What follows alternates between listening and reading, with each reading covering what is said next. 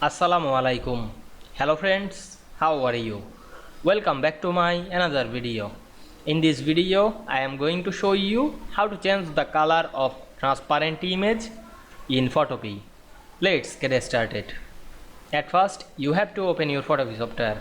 Now we can see here a transparent image. You want to change the color of this image. At first, go to the layer option. You can enable this layer, go to the window menu and select this layer option. We can see already we enable the layer.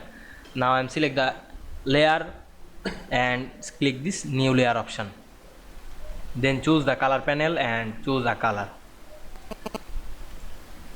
Now I am select the color, then click OK. Then press Alt or backspace on our keyboard.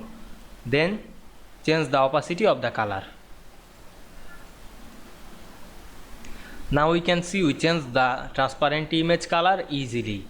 I hope you enjoyed my video. Please like, comment, share and subscribe my channel. Thanks for watching.